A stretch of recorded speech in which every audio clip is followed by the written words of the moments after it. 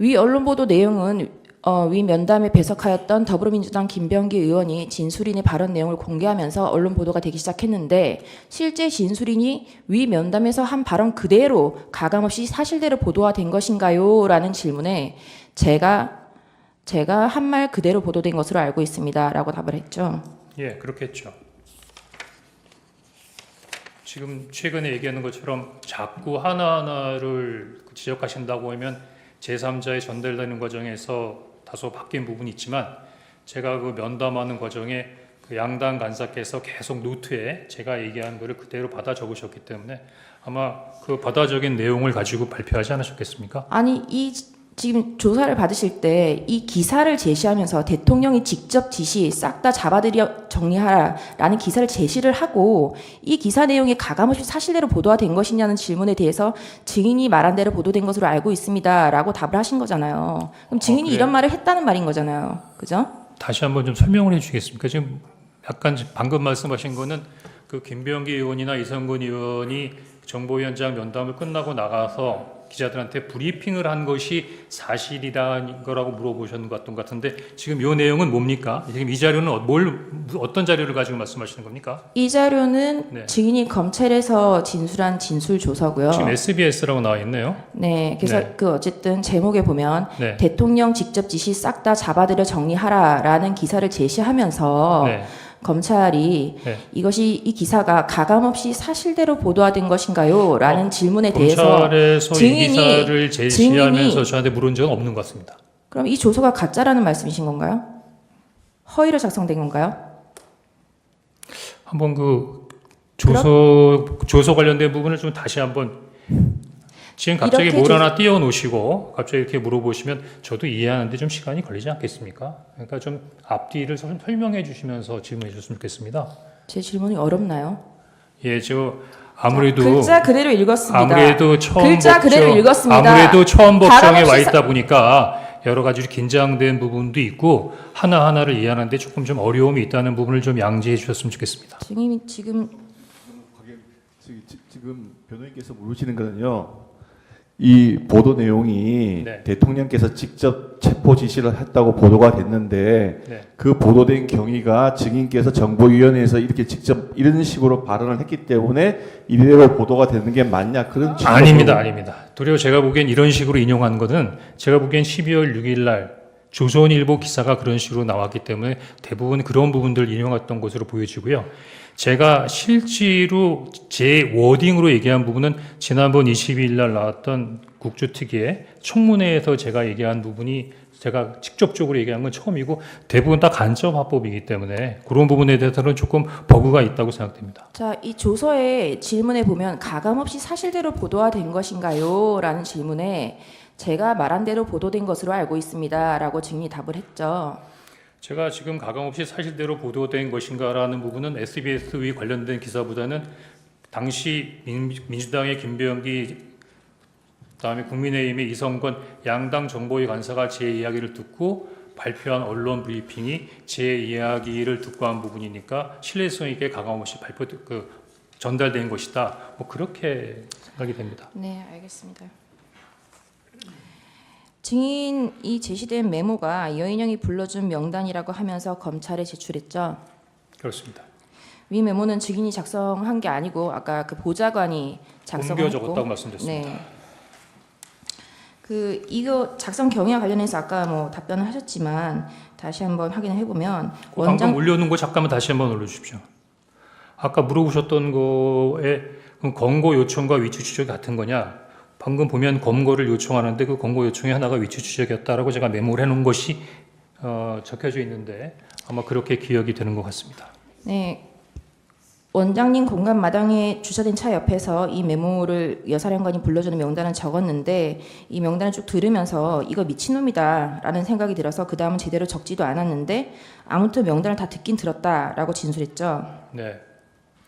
이 메모를 들고 사무실에 들어와서 보좌관에게 주면서 한번 정리해봐라. 나도 잘 못 알아보겠다라고 해서 보좌관이 다시 그 내용을 작성했습니다라고 했죠. 그렇습니다. 그리고 처음 적은 메모는 너무 날려 적어서 보기 힘들어서 제가 구겨버린 것으로 기억합니다라고 진술했죠. 네. 지금 이 메모 작성한 보좌관이 누군가요? 제시 자료는 아직 채택이 안 된. 아니 아까 동의하신 것 같은데. 그거는 검찰이나 경찰에서도 물어봤는데요. 제가 뭐 국정원 직원이기 때문에 국정원에 대한 신분을 공개할 수 아니에요. 없다라고 답변했습니다. 네, 이 메모의 보좌관은 이런 메모를 들은 적도 없고 메모를 작성을 지시한 적이 없다라고 보좌관은 진술하고 있습니다. 잠깐만요. 여기 이쪽에서 항의를 하니까 아까 뭐 빼고 다 동의한다고 하셨는데 그 대상 속에 127의 2는 포함이 안 됩니까? 지금 보여주시는 게 127의 2. 홍장은 명단 메모. 메모가 아니라 그 보좌관 진술서입니다. 보좌관의 진술서를 제시하고 있습니다. 지금 저 띄워놓으신 부분은 저 부분은 저희가 부동의 지금 그러면 127의 알겠습니다. 2는 인정하고 아닙니다. 제가 이 부분에 그다음에 대해서 말씀드렸습니다. 139-1을 인정 안 한다 이 말입니까? 예. 139-1은 지금 채택이 안 된 것 같은데요. 네, 알겠습니다. 네, 그냥 이 보좌관을 청구를 제 보좌관이 한 명이 아닙니다. 3명인 걸로 알고 있습니다. 예, 그 3명 다 이렇게 진술했습니까? 그건 답변 드리기 어렵습니다. 왜 답변 드리기 어렵습니까? 보좌관이 증인은 작성한 게 제가 없다고 증인이 아니지 말씀하셨다고 하셨지 않습니까? 않습니까?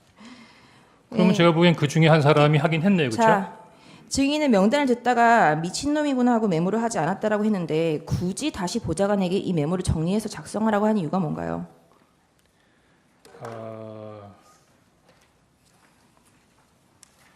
일단 그 미친놈이라고 하는 부분이 너무 좀 강한 부분인 것 같은데 제가 보기엔 혹시 이게 오해의 소지가 있을 수 있는 부분이기 때문에 조금 증인 묻는 말에 답변해 주세요. 시간이 갑니다. 네? 네, 계속 진술하시죠. 첫 번째로는 대통령께서 방첩사를 지원해라. 자금이면 자금, 인원이면 인원, 인원이면 인원 무조건 지원해라고 말씀하셨지 않습니까? 일단 기본적으로 이 부분을 저는 대통령의 지시로 받아들였습니다. 그 다음에 방첩사령관한테 전화를 해서 그러면 대통령께서 지시하신 부분을 준수하기 위해서 뭘 도와줄까라고 했을 때 이 명단을 주면서 체포 검거 지원과 위치 추적을 요청했지 않습니까? 그럼 제가 이게 여사령관의 부탁이라고 생각했겠습니까? 아니면 대통령님의 지시라고 생각했습니까? 그러면 아까 전에 왜 미친놈이다라고 생각하고 메모를 멈췄습니까? 우리 변호사님 네. 한번 다음- 이 명단 한번 다음 쭉 질문 읽어보십시오. 어떤 여쭙겠습니다. 느낌이 드나? 증인은 이 증인이 이 메모의 우상단에는 16명이라는 글자 이건 지금 삭제가 되어 있죠. 원래는 14명, 16명 이렇게 써 있었던 것 같습니다. 왜 그러냐면 방금 네, 제가 말씀드린 질문하겠습니다. 이 메모를 제출한 것은 12월 11일 검찰 조사가 마치고 나서고요. 이건 김어준의 뉴스 공장입니다. 박선원 의원실에서 제공한 것이고요. 이 명단을 확대해 보겠습니다. 12월 6일 날 증인이 정보위에 가서 그 진술을 하셨고 박선원 의원이 이 김어준 뉴스 공장은 12월 12일입니다. 여기에 제공된 이 명단에는 14명과 16명이 선명하게 있습니다. 12월 6일 날 박선원에게 이 명단을 제공했을 때는 왜 14명인지 16명인지 특정되지 않다가 우리 변호인님께서 이미 잘 알고 계시네요. 제가 그날 그 여인영 사령관의 이야기를 들으면서 중간에 적다 그만뒀다 그랬지 않습니까? 하지만 듣기는 들었죠. 그러니까 기억은 하고 있었죠. 하지만 기억에 있는 내용을 옮기다 보니까 약간의 착오가 있어서 14명인 것 같기도 하고 16명인 것 그러니까 처음부터 똑바로 다 받아 적었으면 아주 정확하게 딱 떨어질 건데 중간에 제가 적으면서 뭐 조금 약간 감정적인 부분도 있고 이거 뭐 이런 식으로 생각하다 보니까 좀 정확하지 않은 부분을 나중에 복귀하다 보니까 이런 부분에 있어서 약간 좀 오류가 있었던 것이고 그러면 뭐 쉽게 말하면 미친놈이라면서 왜 다시 복귀했냐 아무리 그래도 일단 지시를 받은 부분이고 사령관에게 들은 부분이니까 그 정리는 좀 해놔야 되겠다는 생각이 들어서 다시 정리를 한 것입니다. 네, 그 여인영 사령관으로부터 받았던 그 명단을 받았던 사람들 대부분 다 이름으로 진술을 하고 있습니다. 네. 증인이 진술대로 여인영이 증인에게 명단을 불러줬다면 당시에 급박하고 정신이 없던 상황이었을 텐데 네. 그럼 사람 이름을 쭉 불러줬을 텐데 네. 전 헌법재판관, 대법관, 전 선관위원장, 노총위원장 그렇죠. 이라고 방금 제가 직제까지- 아까 말씀드렸는데 이거는 제가 처음에 이름을 받아 적은 게 아니라 옮겨 적은 거라고 했죠. 사실 저는 그러면 이 명단은 정확하지 않은 거네요. 아니죠. 그거는 뭐 제가 보기에는 변호인님께서 원하시는 대로 판단하시는데 저 그냥 사실만을 설명드리는 겁니다. 그러니까 일단 네. 1번 그리고 받아 일조- 적었다. 받아 적었는데 그 어두운 곳에서 서서 전화를 받으면서 빠르게 받아보다 보니까 심지어는 나도 잘 못 알아듣겠더라. 더구나 제 질문은 그 사람 이름을- 이름이 아니라 왜 직책으로 써 있었냐 이걸 여쭌 겁니다. 그래서 그거를 옮기면서 생략하시죠. 네. 그 옮기면서 제가 보기에는 그 증인 김명수가 시간이 누구 갑니다. 예, 메모 옮겨 하단에- 적는 과정에서 메모 하단에 1조 2조 축차 검거 방첩사 구금시설의 감금조사 검거를 요청 위치조과라고 써 있었는데 중요도에 따라 1조 2조 축차 검거 후 방첩사 구금시설의 감금조사를 했는데 그럼 1조 2조 축차 검거라고 했는데 1조와 2조가 누군지는 기억하십니까? 잘 모르겠습니다. 그때 네. 1조와 2조를 1조, 2조로 나눠서 축차 검거한다고 했는데 저한테 명단을 볼 때는 1조가 누구, 2조가 누구 이렇게 부르지는 않고 그냥 명단을 쭉 불렀습니다. 네, 증인은 방첩사 내에 구금시설이 없다는 것을 알고 있나요? 모릅니다. 그럼 이걸 불러준 방첩사령관 여인영은 방첩사에 구금시설이 없다는 걸 몰랐을까요? 네, 30상황을 여쭙겠습니다. 네.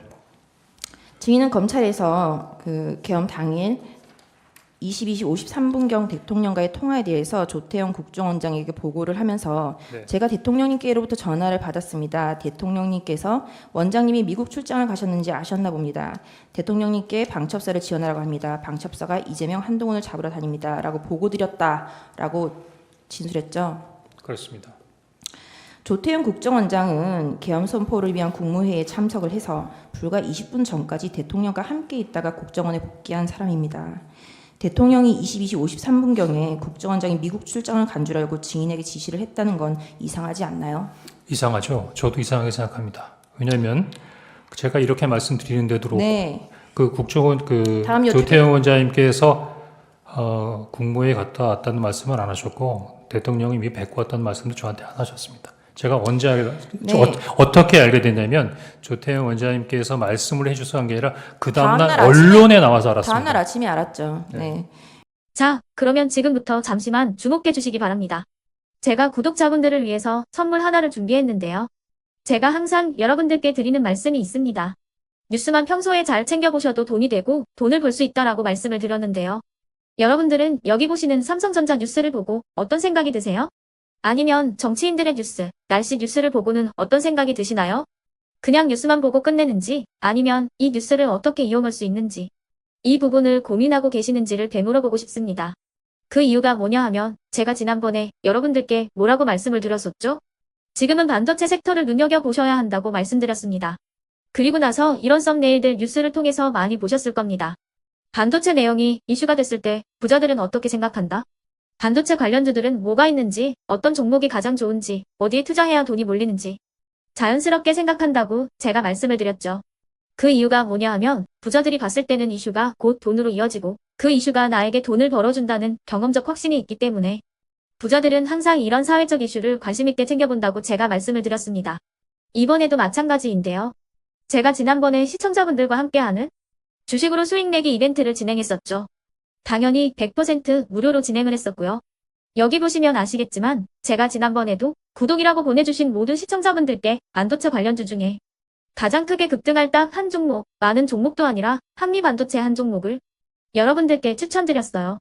그러면서 여기 나와 있는 대로 정확히 얼마에 매수해야 하는지, 그리고 수익률이 어느 정도 나왔을 때 팔아야 하는지를 이런 부분들까지 여러분들에게 정확히 알려드렸었는데 지금 실제로 어떻게 되었다? 오른쪽을 보시면 아시겠지만 제가 지난번 문자 발송으로 이 한미 반도체를 소개해드리고 나서 실제로 이렇게 5배 이상 어마무시한 상승이 나왔습니다. 100만 원만 투자를 했어도 무려 500만 원이 넘는 수익금이 생긴 거죠. 그래서 당시에도 굉장히 많은 분들이 제가 드린 이 한미 반도체로 수익을 내실 수가 있으셨을 텐데요. 다시 한번 축하드린다고 말씀을 드리겠고 이번에도 마찬가지입니다. 앞으로도 2024년, 2025년 계속해서 기대해볼 섹터는 AI입니다. 그 중에서도 AI 반도체는 그 누구도 부정할 수 없는 미래 성장 산업입니다. 그러면 우리가 어떻게 생각해 볼 수 있을까요? AI 반도체 종목 중에 앞으로 크게 대장 역할을 하면서 10배 이상 급등할 수 있는 텐베거 종목을 지금부터 열심히 추적해야 한다는 겁니다. 큰 돈을 투자하지 않더라도 월급의 일부분 아주 소액이라도 이 종목을 모아가야 수백 %의 수익률을 손에 쥘 수 있는 것이죠.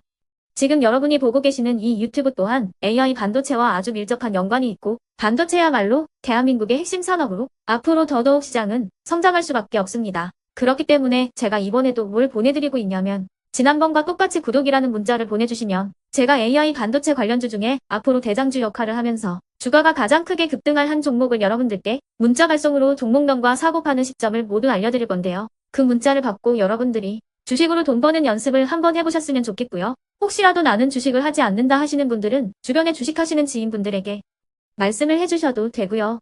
아니면 연세가 있으셔서 투자가 어렵다 하시는 분들은 이 종목을 자녀분들에게 한번 사봐라. 이걸로 한번 수익을 내봐라. 이렇게 조언을 해주실 수도 있는 거겠죠. 그래서 지금 이 영상을 보시는 시청자분들 중에 나도 이번 종목이 좀 궁금하다 하시는 분들은요. 누구나 상관없이 그리고 어느 시간대나 상관없이 부담 없이 010-2514-5930번으로 구독이라는 문자 보내주시면 제가 이번에도 똑같이 무료 추천 급등주 문자를 보내드리겠습니다. 이해되시겠죠? 제 번호 010-2514-5930번으로 구독이라는 문자 보내주시면 여러분들이 직접 이슈를 통해서 돈 버는 연습을 해보실 수가 있는 거고 제가 돈을 받는 것도 아니고 투자를 대신해 드리는 것도 아니기 때문에 부담 없이 신청해 주시면 되는 겁니다. 그리고 수익이 나면 저는 다른 것은 하나도 바라지 않습니다. 제 채널에 구독, 좋아요 한 번씩만 눌러주시라 이렇게 다시 한번 말씀을 드리겠습니다.